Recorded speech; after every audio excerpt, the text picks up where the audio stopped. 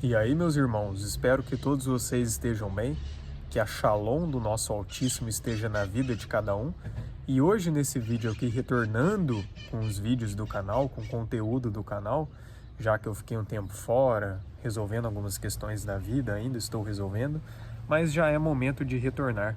Inclusive, retornar vai ser justamente o que eu vou falar aqui no vídeo de hoje. Acabou que aconteceu aí no ano gregoriano, né, e não no calendário correto, a virada de ano, e muitas pessoas começam o ano de 2025 com novos projetos, novas realizações. A gente sabe como que muito disso é uma tremenda de uma ilusão, mas uma mensagem que eu senti de trazer aqui para vocês hoje, em relação a esse ano, a esse período, apesar de que o ano verdadeiro, né, segundo o calendário correto, ele começa entre março e abril, certo? Mas nesse ano, nesse período agora de 2025, né, que já se iniciou, nesse próximo ciclo que está para acontecer, muitas coisas ainda irão ocorrer, muitas coisas sérias, e a necessidade do posicionamento em prol do reino torna-se cada vez mais necessária. E a mensagem que eu quero trazer aqui hoje para vocês é que nesse ano de 2025, nesse período que está para vir, a mensagem central, o foco que nós devemos ter é o arrependimento. É justamente arrepender-se, retornar ao Criador. Por quê? O arrependimento, muitas pessoas não entendem do que se trata o arrependimento segundo a Bíblia. Muitos pensam que é apenas um sentimento ruim que você sente quando você pratica algum pecado, já que o conceito de arrependimento na língua portuguesa é como se fosse um tipo de remorso que você sente após cometer algum erro. Claro que o arrependimento verdadeiro ele tem a ver com isso, sim, porque quando você tem esse remorso, significa que você reconhece que uma atitude que você cometeu é errado, é pecado, até aí tudo bem. Porém, o arrependimento verdadeiro, além desse sentimento e desse desejo de mudar, dessa culpa que você sente, o desejo de não praticar mais o pecado, envolve a própria mudança em si. Enquanto que o conceito de arrependimento na língua portuguesa não tem nada disso. Você sente um remorso de algo, mas não significa que você vá mudar a sua vida. Você pode continuar a sua vida constantemente cometendo o mesmo tipo de pecado e nunca vai ter o arrependimento genuíno, no máximo um sentimento de remorso, de culpa, de tristeza. Quando a gente olha para o grego, por exemplo, já fica diferente. Arrependimento no grego é metanoia. Metanoia significa mudança de mente, mudança de comportamento, mudanças de crenças. Já é um conceito muito mais próximo da mensagem central das Escrituras. Tanto é que em Romanos 12, por exemplo, fala: e não se amoldem ao padrão deste mundo, mas se transformem pela renovação da vossa mente, para que vocês experimentem a vontade do Pai, que é boa, agradável e perfeita. Ou seja, metanoia é justamente isso. Não se amoldar ao padrão do mundo, renovar a nossa mente, renovar o nosso entendimento, renovar os nossos comportamentos, ter uma mudança genuína de vida, porque é isso que realmente se trata o arrependimento. Você reconhece os seus erros, os seus pecados, você reconhece a sua condição e decide mudar em prol de agradar ao Criador. Mas para remeter ao sentido mais original de arrependimento, eu prefiro a palavra hebraica, que traz o sentido ainda mais claro do que significa, que é techuvá. É tempos de a gente fazer techuvá. Porque techuvá, além de ter esse sentido de mudança de mente, de comportamento, traz o sentido ainda mais profundo de retornar ao nosso Criador.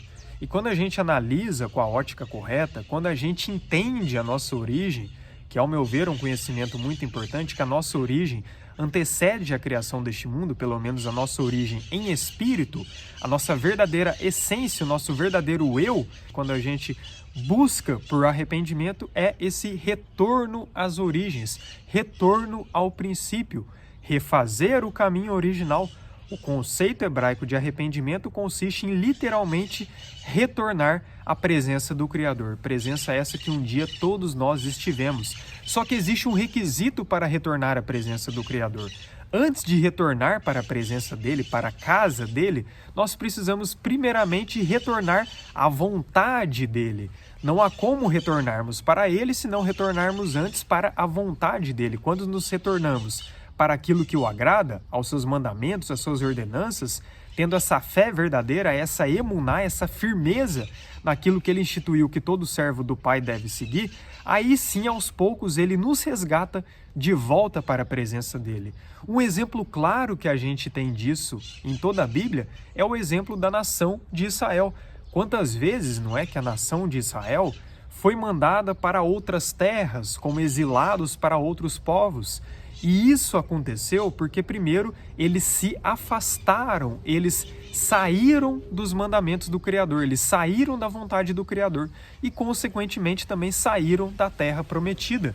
Assim foi conosco, né? Quando a gente entende a nossa origem verdadeira, primeiro nós transgredimos os mandamentos para depois sairmos da pátria celestial. Do mesmo modo que, se nós retornarmos às práticas dos mandamentos, às práticas dos seus princípios, nós somos guiados de volta para a pátria celestial. É por isso que a palavra hebraica para arrependimento é techuvá, que significa volta, retorno, refazer o caminho original. Traz sim esse sentido literal. Então Israel muitas vezes se apartou dos mandamentos do Pai, começou a adorar outras divindades, começou a praticar idolatria, sacrifícios a essas entidades, começou a fazer inúmeras coisas erradas. Como consequência, eles também foram mandados como exilados para outros povos. Mas quando esse povo reconhecia seus erros e se voltava à prática dos mandamentos, à prática das ordenanças do nosso Altíssimo, consequentemente, esses que retornavam ao próprio Altíssimo, no sentido de retornar à sua presença, voltavam para a terra prometida, voltavam para Israel. Assim foi após o exílio babilônico. Aqueles que retornaram para Israel naquela época, quando estavam na Babilônia, foram aqueles que começaram a praticar os mandamentos do Pai. Viram os erros que seus antepassados cometeram, que eles também cometeram, voltaram-se às práticas dos mandamentos, praticando a verdadeira fé e, consequentemente, esses se tornaram a presença do Pai. Então, entende que para retornar à presença do Pai, que para fazer techuvá, não tem como fazer isso sem antes retornar à vontade dele, e a sua vontade expressa nos mandamentos, nas ordenanças, que inclusive o Messias veio dizer que ele é a plenitude de tudo isso. É por isso que ele mesmo, Yeshua, falou: nem todo aquele que me diz Senhor, Senhor entrará no reino dos céus, somente aquele que faz a vontade do Pai que está nos céus. Ou seja, só retornará para o reino dos céus, para a pátria celestial, aqueles que primeiramente retornarem para a vontade do Criador. Não adianta honrar com os lábios, não adianta dizer que o segue. O que realmente adianta é aqueles que estão alinhados com um padrão que ele instituiu como ideal para todos os seus filhos. É por isso que serão apartados aqueles que praticam iniquidade, que significa transgressão à Torá, aos mandamentos, às ordenanças do nosso Pai Altíssimo, porque Torá é lei, para quem não sabe, né? Lei e Torá é a mesma coisa. Então entende a seriedade disso, que nós estamos nesse tempo onde pessoas que querem herdar o reino dos céus precisam urgentemente retornar à vontade do Pai.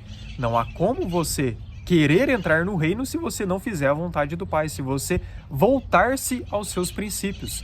Não tem como.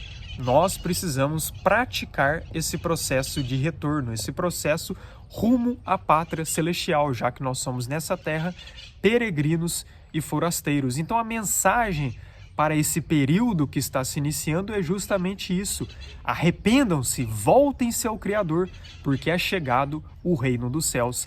Aqueles que não se arrependerem, aqueles que não fizerem techuvá, chegará um momento que será tarde demais. E esse momento está chegando, já que nós estamos muito perto da colheita final. E englobando tudo isso, nós estamos vendo nitidamente a separação do joio e do trigo, a separação de luz e trevas. Aqueles que estão no pecado estão ficando cada vez mais imersos no pecado, praticando mais pecados, piorando suas condições. Enquanto que aqueles que estão buscando a santidade estão se santificando ainda mais, porque é um dever, uma necessidade para todo servo do Pai. Nesses tempos de revelações, de Apocalipse, dessa descortinada, retirada do véu, quem é luz está cada vez mais resplandecendo a luz que há dentro dele, enquanto que quem é trevas está demonstrando cada vez mais as densas trevas que o cercam. Então aqueles que não vivem o Evangelho, pessoas, por exemplo, que pregam a palavra, mas não vivem o evangelho, estamos chegando nos tempos onde todos esses serão desmascarados e só cairá no engano desses aqueles que realmente estão no mesmo caminho, aqueles que estão nas trevas e não na luz. Aqueles que estão na luz estão enxergando nitidamente quem é luz, quem é trevas, quem está no caminho, quem não está, quem realmente vive o que prega ou apenas quem diz que vive, mas na prática não vive. Prega o que não vive, vive o que não prega. Cada vez mais esses serão expostos, serão desmascarados e ficará nítido que não estão no caminho. Então é tempos onde isso está acontecendo, tempos onde esses falsos mestres serão desmascarados. Agora é claro, multidões continuarão seguindo eles. Por quê? Porque multidões estão desejando o pecado e não são servos genuínos. Os falsos mestres é consequência de falsos servos. Falsos mestres são para atrair falsos servos e assim vai. Mas aqueles que são o verdadeiro remanescente do Pai não cairá nunca mais na lábia desses falsos profetas, desses falsos mestres. Então, essa separação está ficando cada vez mais nítida. Não há como se esconder mais. Nós estamos chegando nesse tempo. Quem realmente é trevas, está mostrando que é trevas nitidamente. Basta a gente ter olhos para enxergar, assim como aqueles que estão no caminho. E sabe como enxergar? Não é muito difícil. Analise os frutos. Os frutos é que demonstram a árvore. As palavras que saem de sua boca revelam o seu coração. Então, cada vez mais isso está ficando muito nítido. A diferença de quem está na luz ou de quem está em densas trevas. Então, essa é a mensagem que eu queria trazer aqui hoje, uma mensagem rápida, direta ao ponto, retornando com o canal, incentivando a todos vocês que retornem à vontade do Pai, para que todos nós juntos possamos retornar à presença dele, porque em breve virá o juízo. A colheita está para acontecer, que você, assim como eu, assim como qualquer outro que esteja assistindo esse vídeo, que todos nós possamos ser colhidos como trigos, que nós possamos dar frutos, que nós possamos estar na videira, conectados nela, para dar ainda mais frutos. E esses frutos são as nossas obras de obediência como consequência da fé que todos nós, como servos do Pai, devemos exercer. A graça chegou até nós, a graça é um favor imerecido, mas o nosso dever como servos do Pai é sermos fiéis, é sermos leais, porque a verdadeira fé consiste nisso. E não só honrar com os lábios, mas não ter uma transformação genuína. É tendo a transformação genuína para praticar obras de obediência, obras que revelam a nossa fé, obras que revelam em quem estamos verdadeiramente alicerçados. Então é isso, que Yahuwah, nosso soberano Elohim, o Eterno de Israel, esteja com cada um de vocês. Shalom. E agora, nesse ano, no meu canal, pretendo trazer muitos conteúdos, até incentivando justamente isso, essa necessidade da prática das boas obras, essa necessidade de frutificar que todo servo do Pai deve ter. Porque não adianta nada ter conhecimento, saber de tal coisa se você não tem isso. É tempos onde a gente precisa focar nos frutos, focar nessas obras de fé, nessas obras da nossa fé de obediência e de santidade. É isso, até mais, shalom a todos.